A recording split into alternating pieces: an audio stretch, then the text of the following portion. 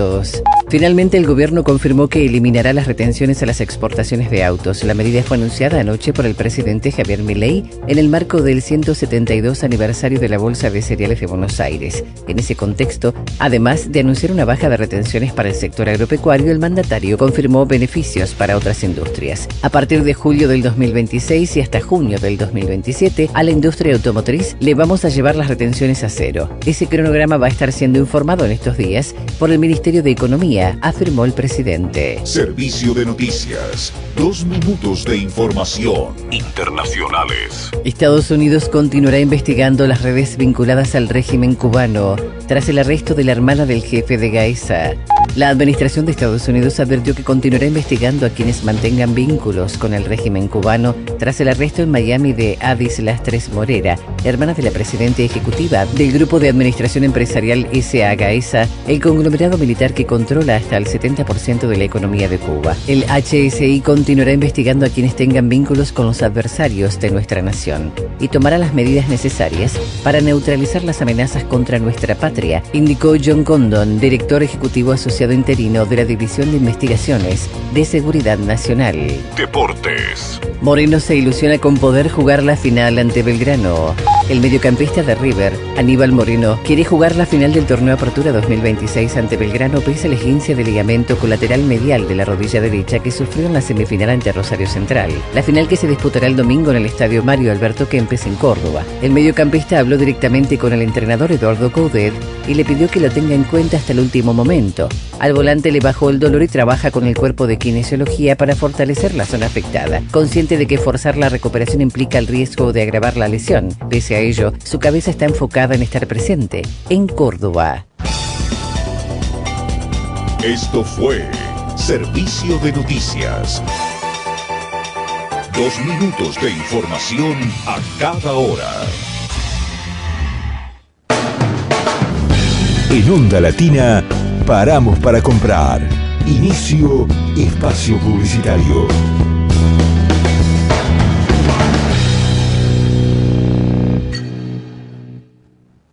Ya podés vacunarte contra la gripe. Si sos mayor de 65 años, si tenés factores de riesgo, si estás embarazada o si tu bebé tiene entre 6 y 24 meses, saca turno en buenosaires.gov.ar/gripe. Buenos Aires Ciudad. El último año, más de 1.500 motociclistas, en su mayoría jóvenes, murieron por no usar casco. Vos, que tenés cerebro, usalo. Luchemos por la vida. El otoño 2026 tiene sus canciones.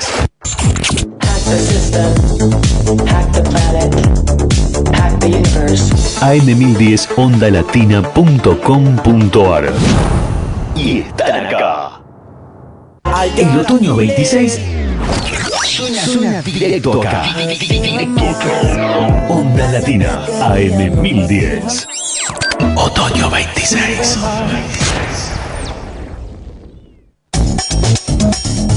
Estudio Jurídico Fernández y Pacheco. Honestidad y eficiencia. Especialistas en accidente de tránsito, familia y laboral.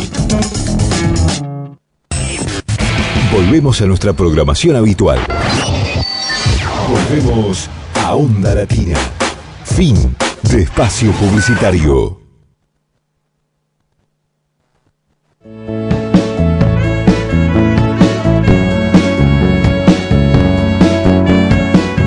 Crónicas barriales, arte y cultura en la ciudad, lugares y personajes emblemáticos de la bohemia ciudadana, sus escritores, artistas e intelectuales, el pasado y el presente en 60 minutos de radio, acá en la AM 1010 Onda Latina, los sábados de 15 a 16 horas. Conducción Luis Raúl Calvo y Nora Patricia Nardo, con la participación especial de Adriana Gaspar en Artes Visuales. Te esperamos.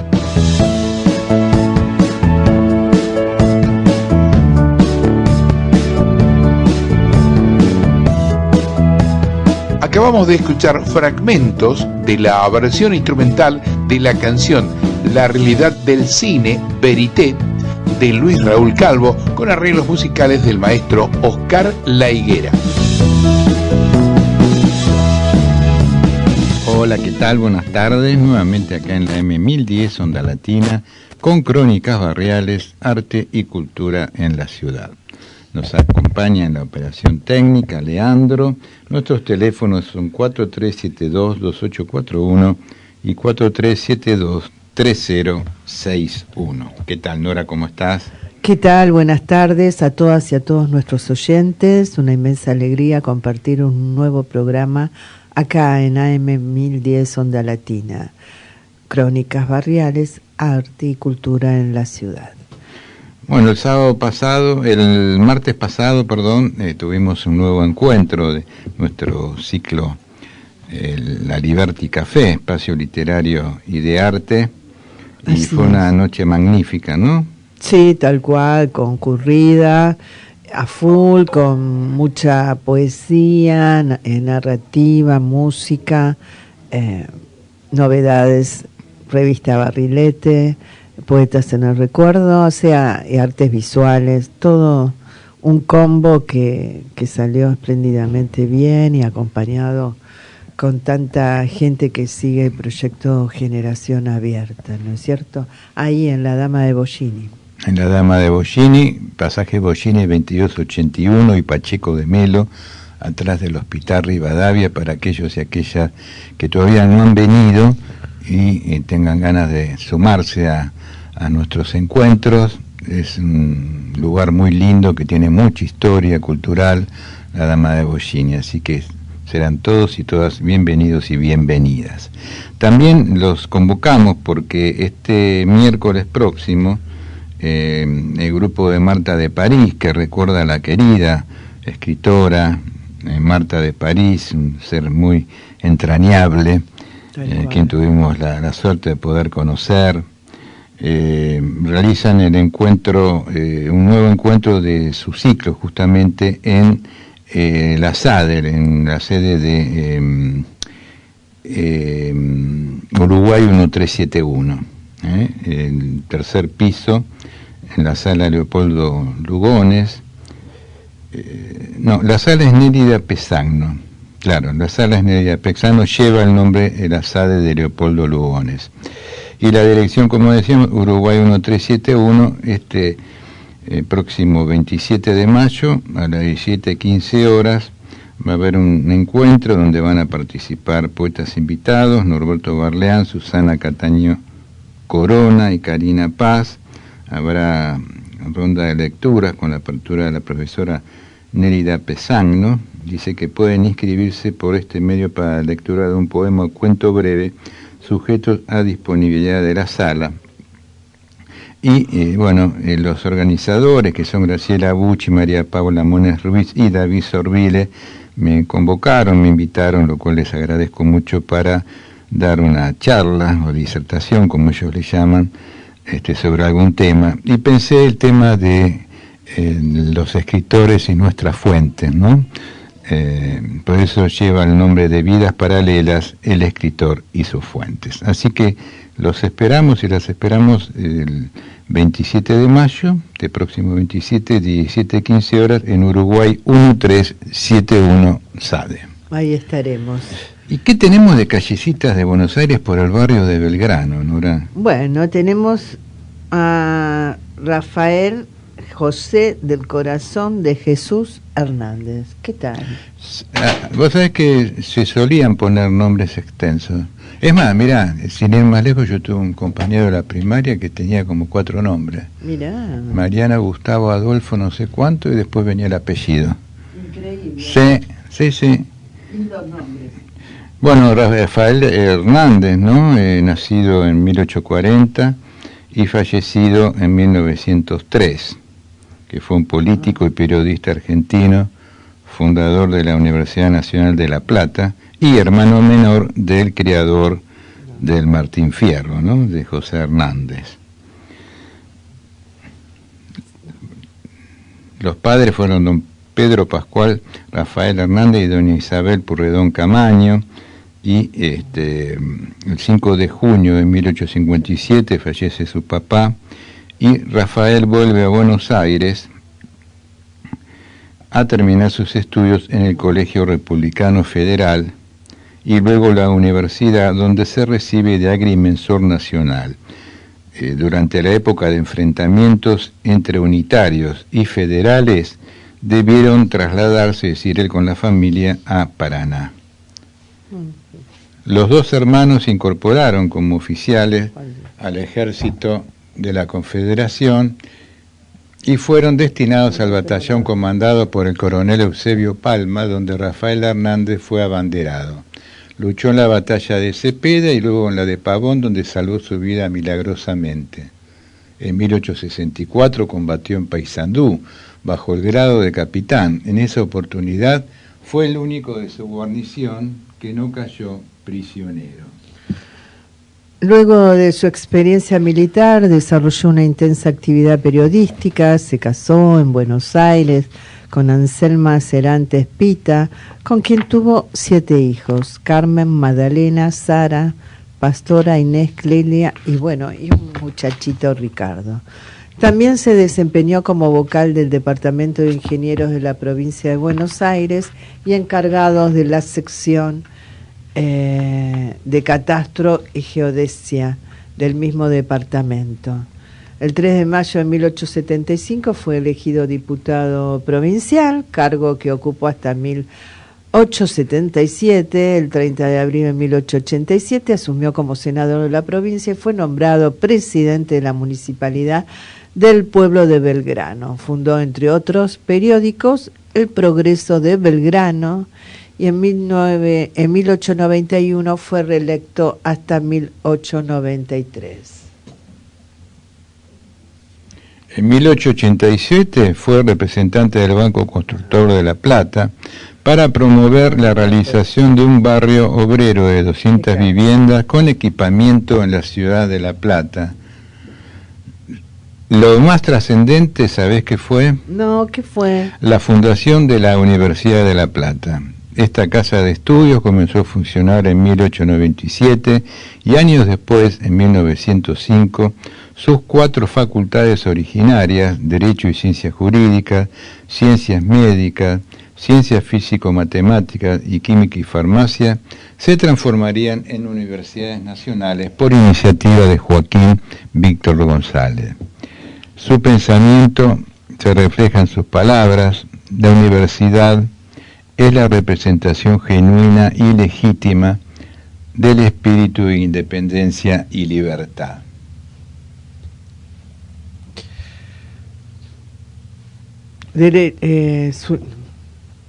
Me perdí. Rafael Hernández murió el 21 de marzo de 1903 en su casa de la calle Charcas. En su honor fue nombrado el Colegio Nacional Rafael Hernández, así como numerosas calles y plazas en todo el país. Bueno, hay algunas fuentes interesantes para seguir profundizando en la vida de este hombre que ha dado cosas muy importantes para el país. Por ejemplo, Hernández Rafael, biografía La Baldrich, Espacio de Pensamiento Nacional, Vida y obra de José Hernández, autor del Martín Fierro, Instituto José Hernández, 10 de noviembre de 2016, y Utopía y especulación en un barrio obrero de tiempos fundacionales de La Plata.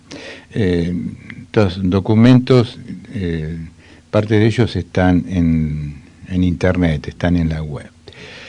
Así que bueno, sigamos caminando por las calles de Belgrano y nos encontramos con una calle que se llama Rafael Hernández, sabremos de quién estamos hablando. Bueno,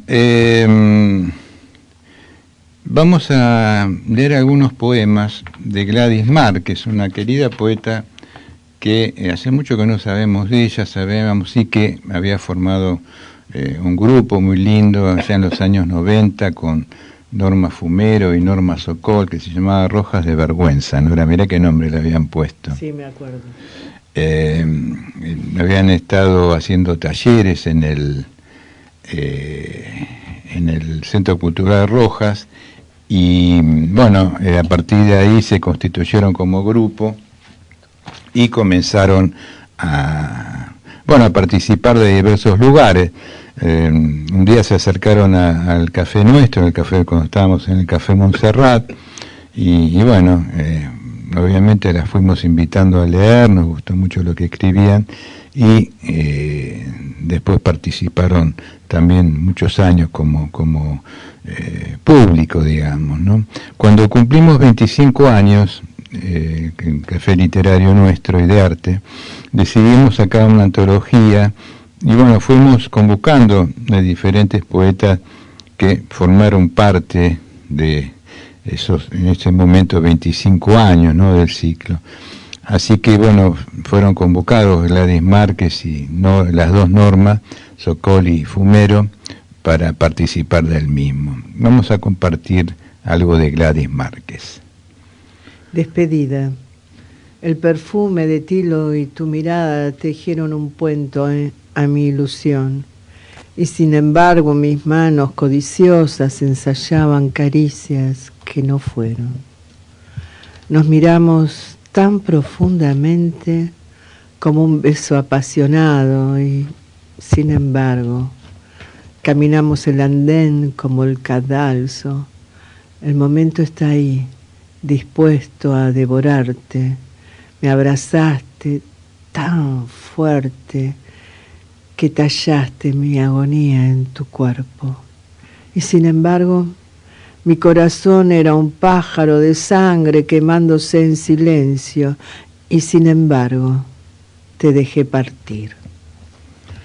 Bueno, decir de Gladys Márquez, acá tenemos algunos datos, que fue un poco lo que le pedimos a cada autor y autora. Gladys nació en Buenos Aires el 28 de enero de 1933, formó parte del grupo literario, como decíamos, Rojas de Vergüenza, habituales lectoras de poemas en el Café Montserrat puso.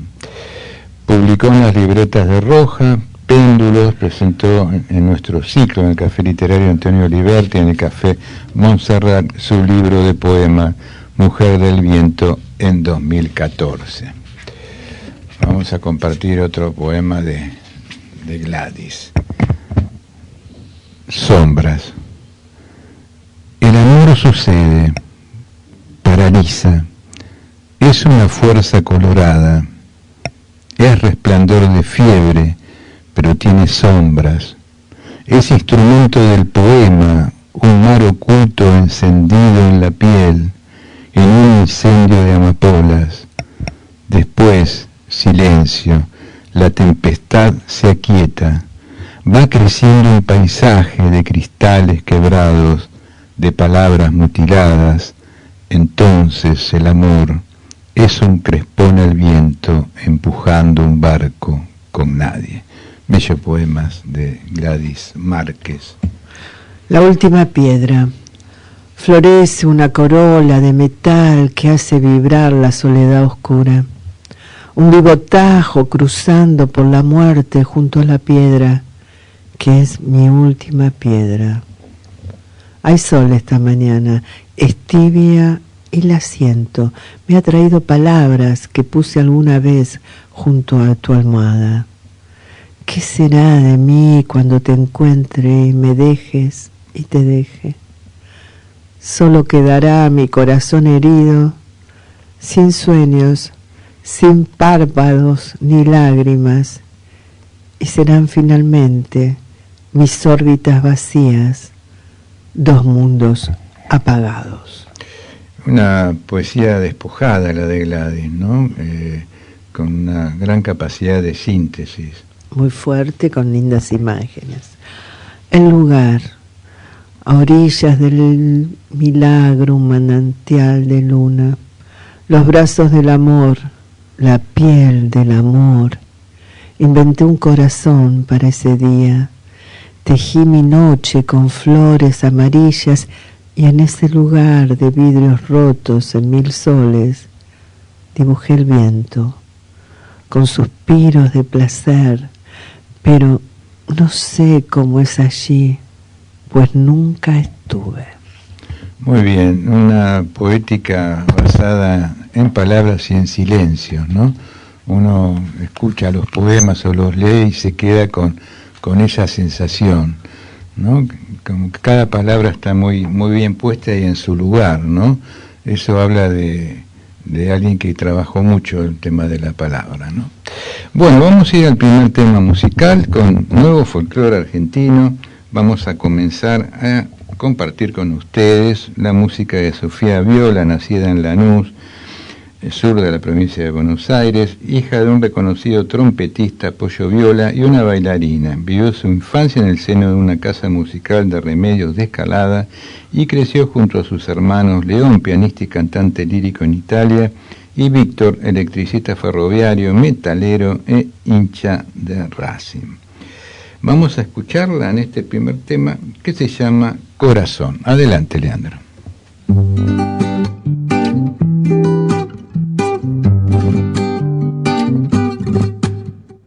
Óyeme mi cielo, mi amor, mi pajarito, vámonos volando, cambiemos de nido. No hay que confortarse mucho, demasiado, la vida se pasa, poco hemos volado.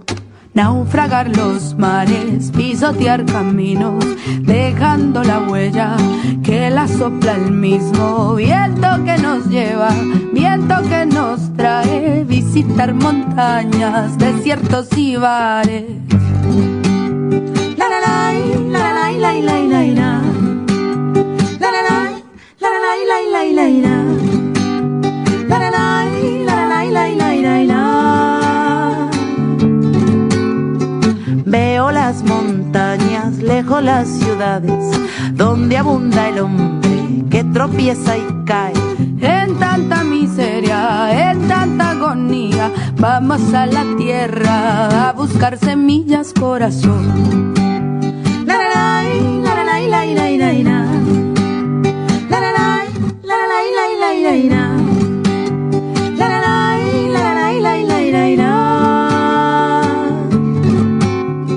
Sé que existen valles donde habitan indios, hacen sus rituales, cantan, danzan niños. Le dan a la tierra amor y comida, van agradeciendo y abren los caminos, corazón. La la la la la la la la la la la la la la la la la la.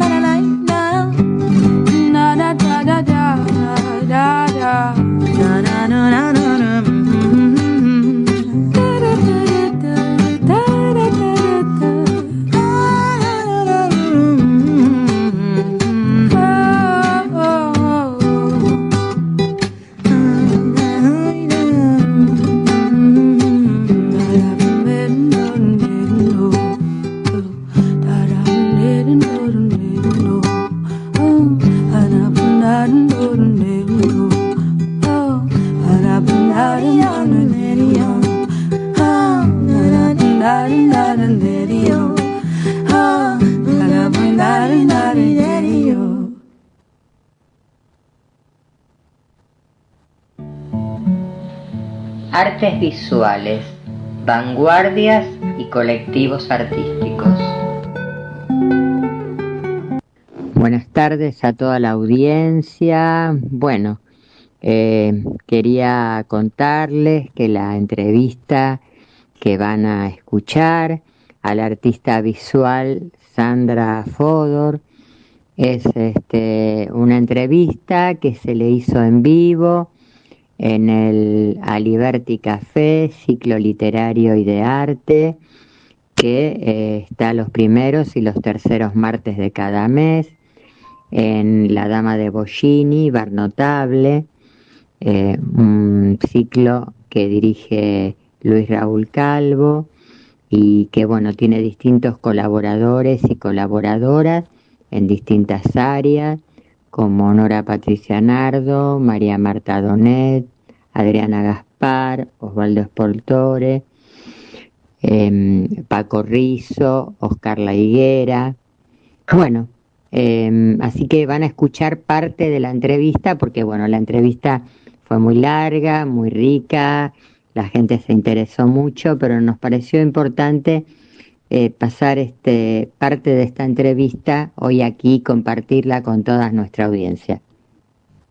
Es artista visual y abogada feminista, así que vamos a conversar con ella a partir de una muestra que ella hizo este año en la Asociación de Abogadas y Abogados de San Isidro, ¿no? Así es.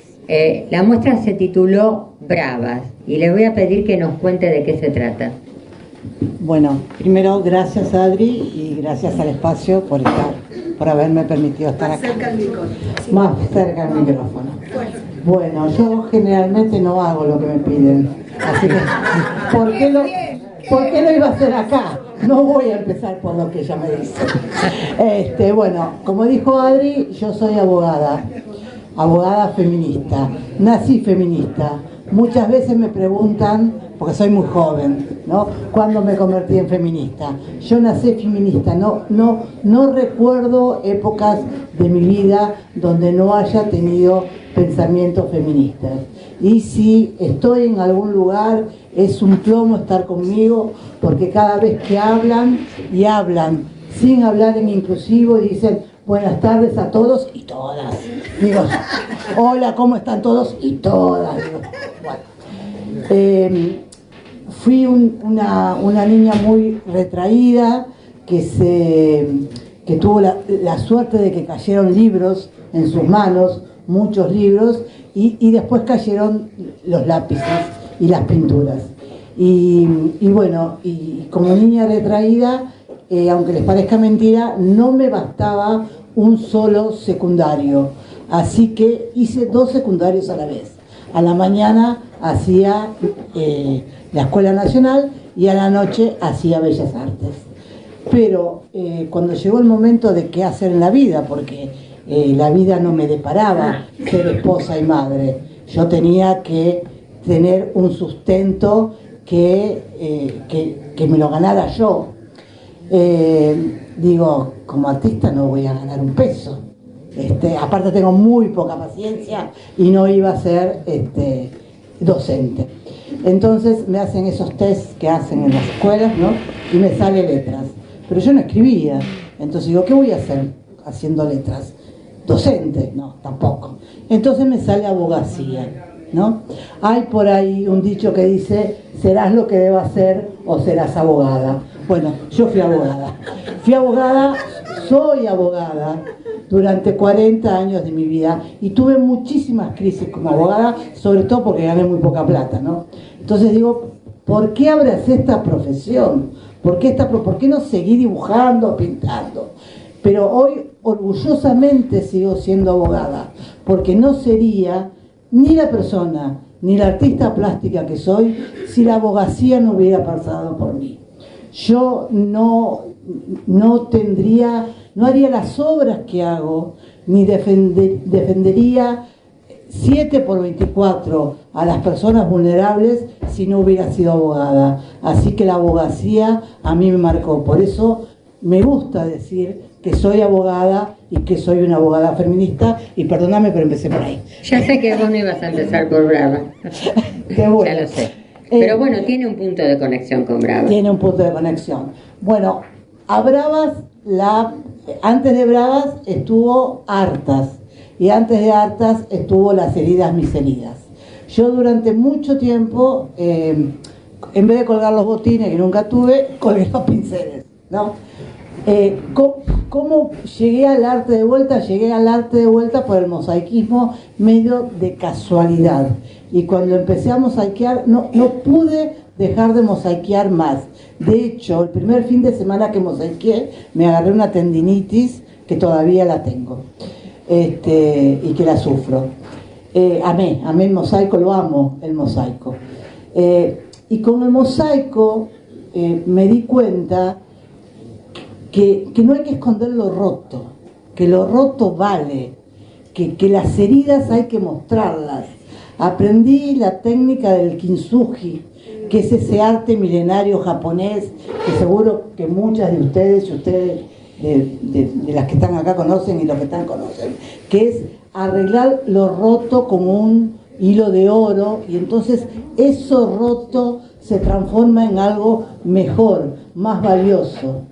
Y me permitió el mosaico no tirar esos recuerdos, que esa taza que me habían regalado y que ya no se veía como taza, ¿y para qué la guardaba? Y la guardaba para hacer un mosaico. Y bueno, y así la unidad del mosaico es la tesela. Cualquier cosa que aparece en mi mano se transforma en una tesela, cualquier cosa. Obviamente que la unidad de la tesela en general son las velecitas, el mosaico, pero yo te pongo un celular, te pongo un zapato, un botón, cualquier cosa, depende si es micromosaico o macromosaico.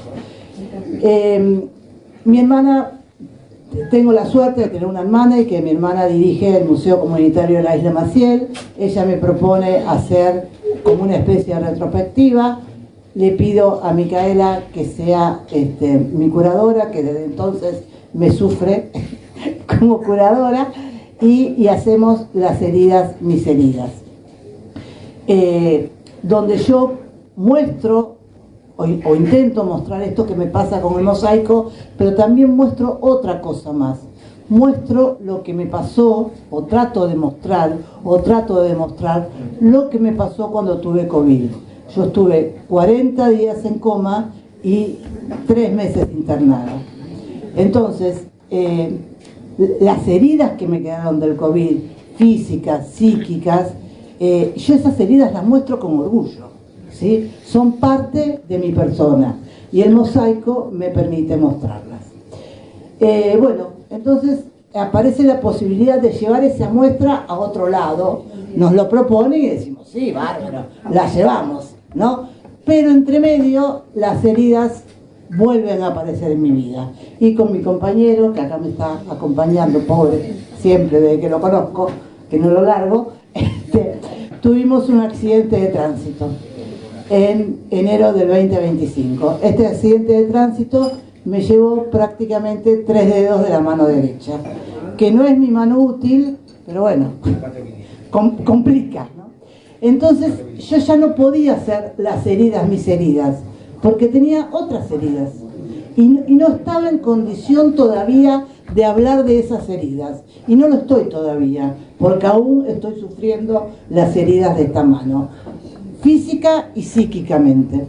Entonces Mica me dice, ¿y qué tal si hablamos del hartazgo que tenemos las mujeres? Bueno, y ahí, con algunas de esas obras y otras obras distintas, nació Hartas. ¿Hartas de qué? Bueno, hartas de la doble y triple jornada, hartas de que no nos paguen la cuota alimentaria, hartas de ganar menos que los hombres, hartas.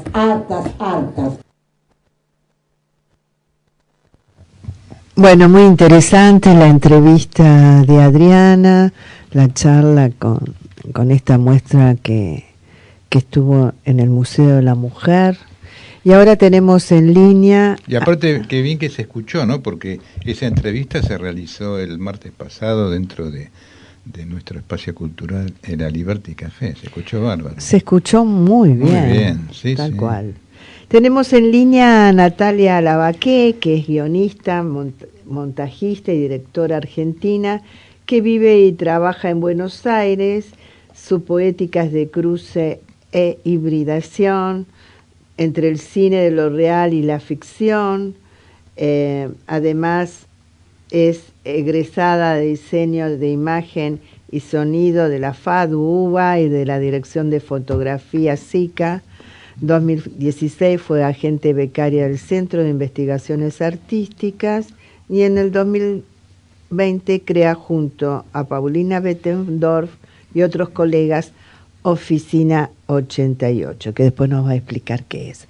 Bueno, buenas tardes, un placer tenerte con nosotros, Natalia, para hablar de otro proyecto que se hizo realidad, como la película Cromañón, ¿no? El documental. El documental.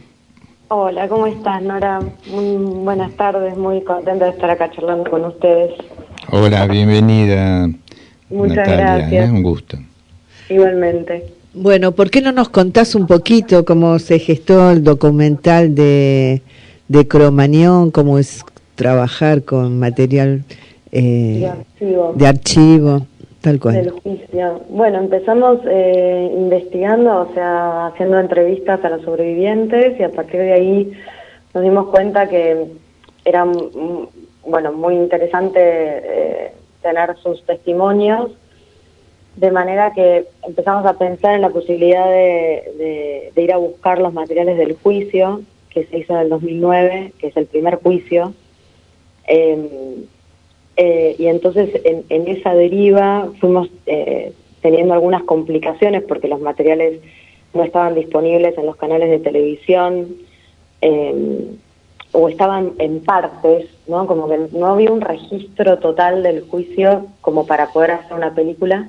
Sí. Entonces eso dificultó un poco la idea primaria que teníamos de trabajar con los materiales de juicio, que habían sido inéditos y que nos parecían que nos iban a dar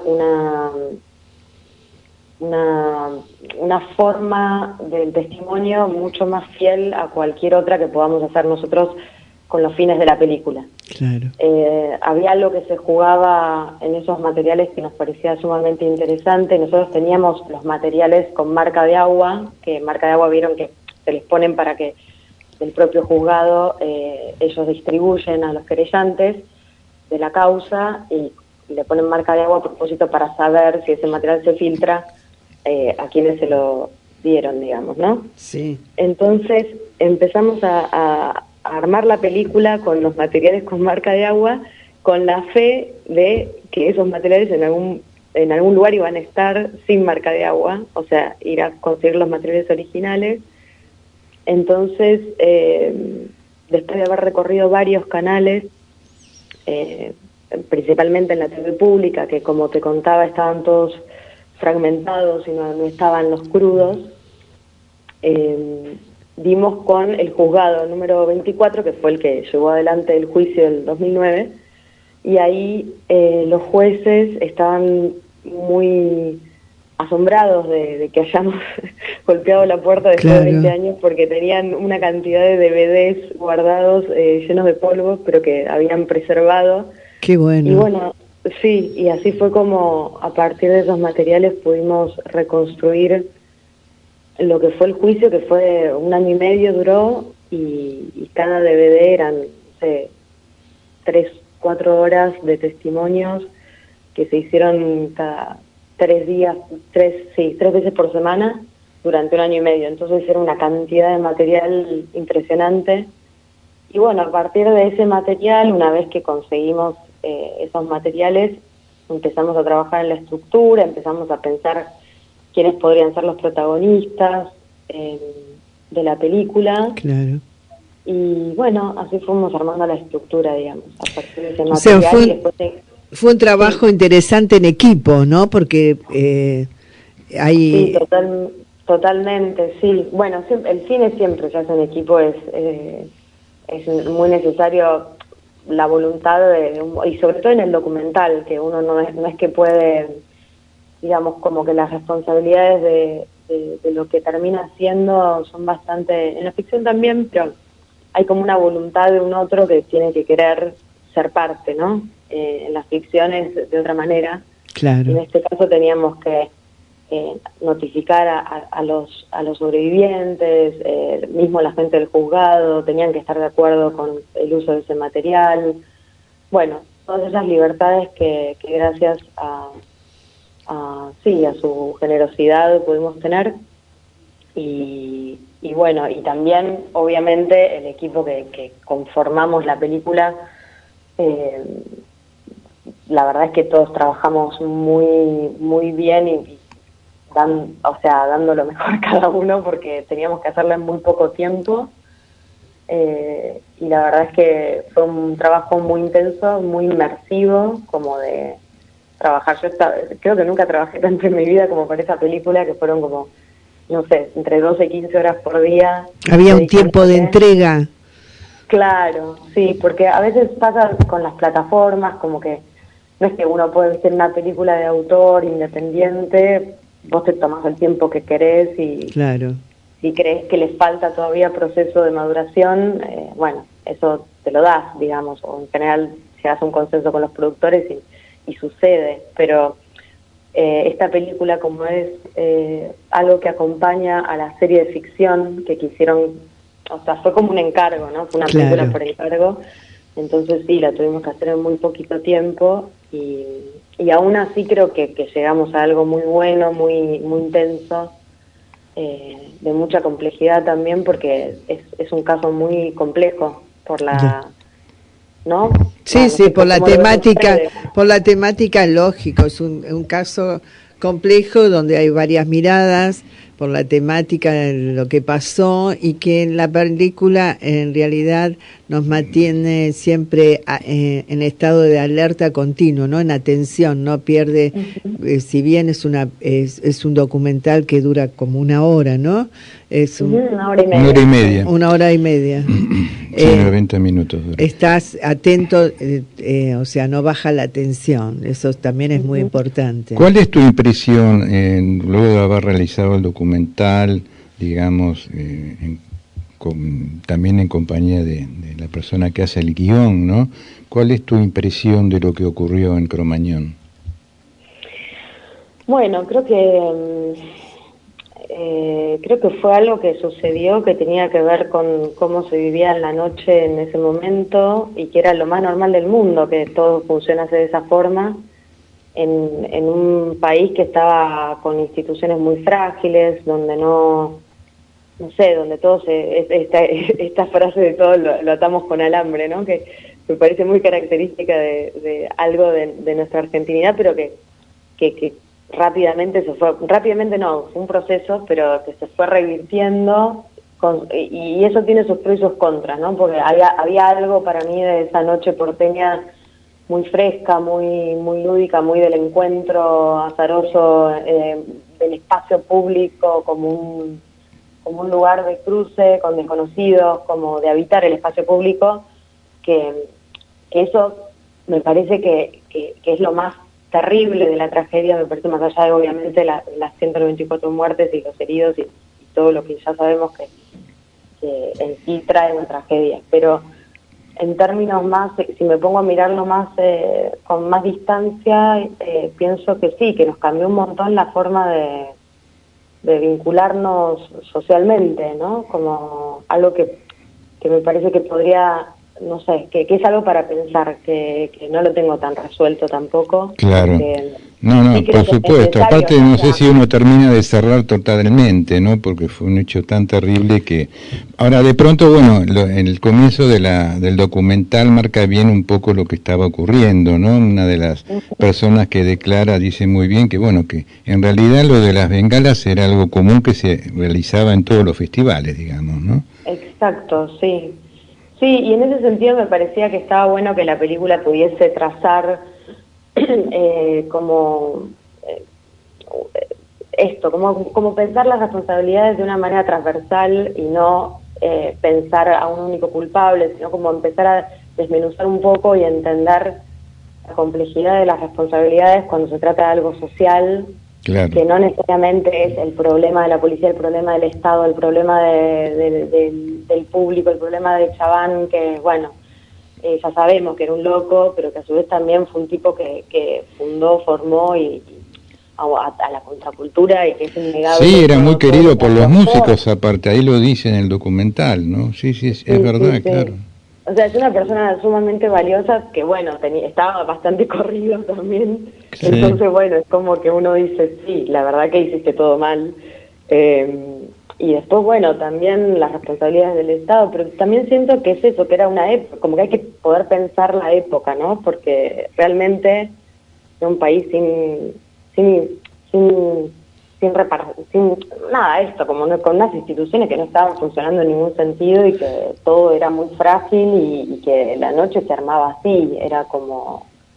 Pero sí me parece que hay algo como, por ejemplo, si yo lo pienso en comparación a Cemento, creo que el público era otro, y la experiencia en Cemento siento que, no sé, como que habilitaba otro tipo de comportamiento de intercambio entre los músicos y el público, que por ahí Cromañón ya era a otra escala, tenía otra... Me parece que a Chaván, yo siento un poco esto, como que a Chaván se le fue las manos y se puso ambicioso de más, ¿no? Que a veces nos pasa a todos, ¿no? Como... y bueno, y en ese marco, digo, también con un montón de cuestiones que no estaban claro, porque de la mejor manera, como por ejemplo que habían alquilado un lugar de un tipo que era dueño de un hotel, el dueño de un hotel que tenía todo, o sea, en negro. En negro y claro. Claro, no ayudaba tampoco, claro, el contexto, digamos, nadie le pudo poner un límite, ni las autoridades, digamos, policiales, no había un límite puesto. No había un límite para nadie, digamos. Claro, para nadie, tal cual. Y sucedían las cosas. Cuando vos dijiste al principio, bueno, que mirándolo más macro esto, ¿no? Cómo cambió la noche porteña después de Cromañón, ¿no? Como cambió, digamos, yo quizás hago una comparación, parangón entre después de Cromañón y después de la pandemia, ¿no? Como cambió la ciudad de Buenos Aires en cuanto a ese lugar de encuentro, habitar el espacio público, bueno, hacer lo propio, bueno. Cromañón empezó un poco la cultura del cuidado, ¿no? También entre los pibes, que eso se valorizó, porque nosotros con Luis trabajábamos en instituciones educativas y justamente trabajamos con los chicos sobrevivientes de Cromañón en las escuelas, también fuimos hospitales en Hospital Upitren también. Sí, estuvimos ahí cuando fueron internados, bueno. Y lo que veíamos, aparte de este grito desesperado, lo que había pasado, era esto, después de un año o dos, que podían hablar más abiertamente del tema, porque hubo un tiempo de mudez, ¿no? Un tiempo terrible, de trauma.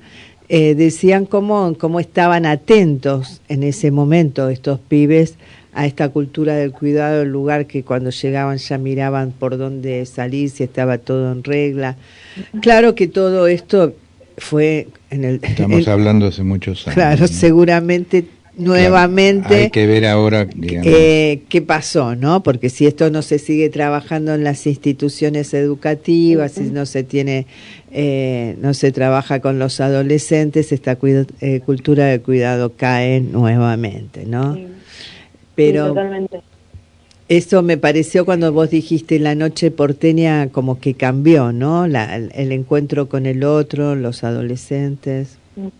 Sí, yo creo que igual se internalizó bastante la cultura del cuidado, lo tenemos, o sea, para mí nos marcó de manera inconsciente a todos, o con más o menos consciente a todos, y realmente fue un cambio de paradigma, y creo que ahora todo el mundo, cuando va a cualquier lugar, mira por dónde salir, como que la señalética está como mucho más, bueno, está presente, digamos. Sí, el tema de la puerta de emergencia, ¿no? Mirar si hay una puerta de emergencia. Sí, está abierta, se puede abrir. Sí, tiene una conciencia de que te puede pasar, ¿viste? Algo. Claro, sí. Mismo cuando vas a una marcha, no sé, yo el otro día estaba en una marcha y decía, che, acá, no sé, de pronto nos podría, ¿viste? Alguien podría hacer algo y, no sé, como que me parece que sí hay una conciencia diferente en relación a la noche, eso seguro. Pero bueno, también en este momento en el que estamos, en este contexto, digamos, con Milei como presidente y con todo lo que estamos viviendo, me parece que sí hay algo que se vuelve, que me resuena un poco de esa época, ¿no? Como de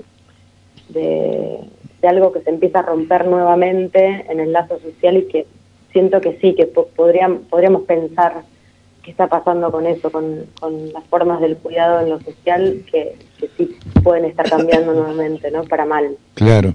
Fíjate vos que años atrás, de Cromañón, bastantes años atrás, hubo una tragedia en la cancha de River, en la cual murieron casi 100 personas, 70 personas, ¿no? Sí. Y sin embargo no hubo ningún preso, no hubo ningún responsable. Primero, no habían responsabilizado al intendente, que era alguien militar, porque estaba gobernando el gobierno de Onganía, creo que estaba, y el capataz de River, pero rápidamente se consideró que había sido algo accidental, ¿no? Bueno, 30 y pico de años después cambió la mirada, ¿no? de todo esto, lo cual implica que es importante como sociedad empezar a ver, ¿no? El tema de las responsabilidades. Acá quizás también faltó un poco la pata, que me parece que faltó fue tratar de ver quiénes fueron los que tiraron la bengala, ¿no? Porque todo parte de ahí en realidad. Sí, bueno, lo que pasa es que primero diferenciarlo de un accidente, una tragedia, viste que ahí realmente yo creo que esto fue una tragedia y no un accidente. Lo de River me imagino que también, lo que pasa es que a veces se vuelve complejo la forma en que el relato se puede construir, ¿no? Como de una tragedia que en verdad no sé exactamente cómo fue lo de River, me acuerdo porque cuando empezamos a investigar... Concretamente se cerraron los molinetes, o sea, fue un hecho terrible, o sea, lo que hicieron. Es tremendo. Pero ahí sí, obviamente hay un responsable directo. En el caso de Cromañón lo mismo, pero lo de la bengala a mí me parece que no se puede leer como por fuera de la época, ¿no? Entonces yo creo que sí era algo parte del folclore de la juventud y de un tipo de público también. O sea, no, por supuesto, pero vos fíjate que en el comienzo del documental marca cuando el líder del grupo Callejeros le pide a la gente que no tiren bengalas porque podían morirse todos. O sea que estaba claro el mensaje, digamos, ¿no? Sí, estaba muy claro y también mismo Chabán se ocupó de decir también, sí, lo mismo. Exacto. Lo que pasa es que es algo tan como esto, como algo que viene rebeldía, naturalmente, ¿no? Con la forma del disfrute y del goce, ¿no? De la noche. Entonces, sí. En ese grupo, ¿no? Porque a mí jamás se me ocurriría prender una bengala y quizás en el momento he estado en recitales donde prendían bengalas y no me parecía nada raro tampoco. Uno naturaliza un montón cosas que sí, que obviamente una vez que pasan uno aprende y dice, esto es tremendo, pero no sé, yo siento que sí, había algo de mente en la acción, pero no sé si la conciencia, ¿no? Como que sí. Lo que marca también mucho es este hecho trágico, digamos, fue la solidaridad de los amigos con los amigos, ¿no? Algunos de ellos murieron por intentar sacar gente. Porque entraron 10, 15 veces. Sí, terrible, sí. Sí, eso es lo que más me impresionó del material y de los testimonios fue justamente la gente que se ponía en riesgo para salvar a otros. Sí. Incluso gente que no era ni conocida ni amigos, ¿viste? Pero, claro. Eso me pareció muy fuerte, muy impactante, muy digno. Muy impactante y también en relación a los que no entraron, porque por ejemplo Chabán podría haber entrado y no entró. Claro. A nadie, ¿viste? Se fue. Exacto. Dijo, bueno, chau, no sé, entré en shock. Claro, entró en shock, evidentemente. Pero sí, claro. Bueno, los músicos entraron un montón, de hecho perdieron un montón de familiares. Claro, sí. Por eso creo que sí, que es una tragedia y no sé, es difícil de pensar culpables porque realmente, y sobre todo en los músicos, como que creo que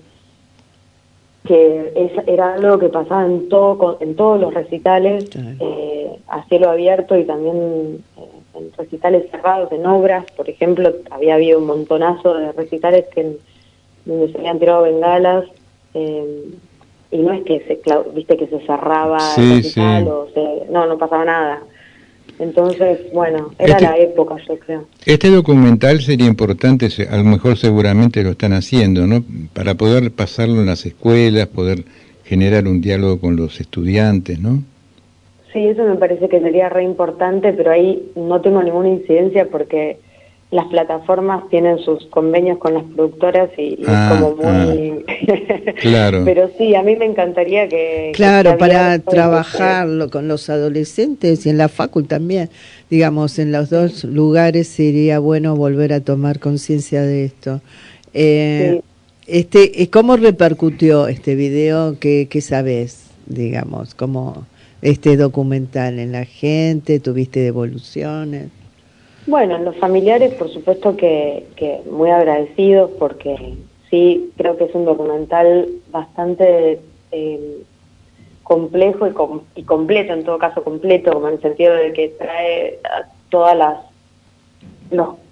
las voces, como decíamos, sí, y que están presentes y que no deja, o intentamos no dejar nada fuera, y creo que eso se agradece. También gracias a la distancia crítica que podemos tener, porque se han hecho documentales más frescos con la época, y por ahí son más tienen un catárticos. carácter más, ¿cómo? Más catártico, digamos. Sí. Más catártico, sí, exacto, más catártico. Y yo creo que este documental tiene una distancia por el tiempo que pasó. Sí, total, no caen golpes bajos para nada, está muy bien logrado. Claro, bueno, muchas gracias. Entonces, bueno, un poco eso es lo que hace que para mí sea valioso como documento, ¿no? Sí, sí. Está hablando más de documental, de documento histórico nuestro, de nuestra historia, y que me parece que eso es súper valioso, que exista algo así. Yo quiero la película por eso, más que nada. Como me parece que está bueno como un testimonio de una época, de lo que nos pasó, y que creo que está buenísimo que se pueda seguir viendo, eso, y que quede como un archivo. Claro, ¿y dónde la gente que quiere verla, cómo accede, Natalia? Bueno, por ahora sigue estando en Prime Video, que es de Amazon. Hay que suscribirse, lamentablemente no está online, pero bueno, también existen páginas para piratear películas, así que... Sí. No es la idea, no es la idea. No es la idea, no, perdón, esto off the record, ¿no? Como entre muchos paréntesis, pero bueno, sí, se puede ver, está subido a Prime Video. Buenísimo. Bueno, quizás más adelante puedan tener el derecho de poder trabajar este documental en escuelas. Eso sería... A mí me gustaría, sí. Sí, sería muy importante y muy enriquecedor, te digo que porque los chicos tienen un nivel de pensamiento maravilloso, ¿viste? Así que saldrían todos enriquecidos, seguro. Seguramente. Bueno, Natalia, te felicitamos, a vos y todo el equipo. Muchas gracias. Realmente. Muchas gracias. Bueno, gracias. un placer charlar.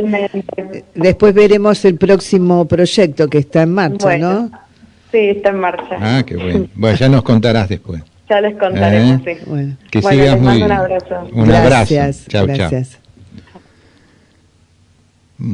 Bueno, muy interesante hablar con Natalia Lavaqué sobre el documental Cromañón, sí, ¿no? Que nos impactó como el hecho también de... Sí, a mí me retrotrae, ¿viste? Claro. Como decías vos, que nosotros trabajamos en las escuelas, evidentemente nos retrotrae a ese momento. En las escuelas, en la morgue. Sí, en la morgue y sí. en el hospital, ¿no? En el hospital. Sí, pero bueno, está muy bien hecho, como lo vimos, y el montaje bárbaro que hizo también Natalia, así que ojalá la gente pueda reflexionar a través de él mismo. Que pueda verlo.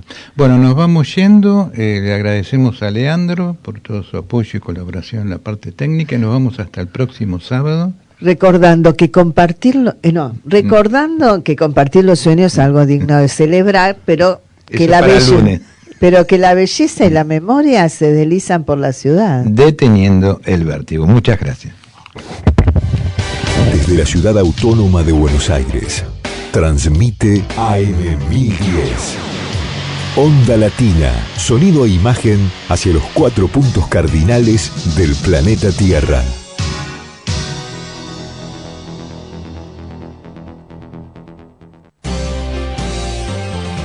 Los principales títulos informativos de la hora. En Servicio de Noticias. Servicio de Noticias. nacionales. La Rosada evita romper con Bullrich y le invita a las reuniones de gabinete, pero podría crear otro espacio más reservado. En el gobierno confirman la invitación tanto para la cumbre del próximo lunes como para la mesa política que se llevará a cabo el martes. Aún así, se podría crear una reunión exclusiva de integrantes del Poder Ejecutivo que acotaría al margen para que esté presente. Política. Retenciones. Nicolás Pino tras el anuncio del gobierno. Tras el anuncio que hizo el presidente Javier Milei de la baja de retenciones al trigo y a la cebada, el presidente de la Sociedad Rural Argentina, Nicolás Pino, se mostró sorprendido por la decisión y volvió a insistir con un reclamo histórico del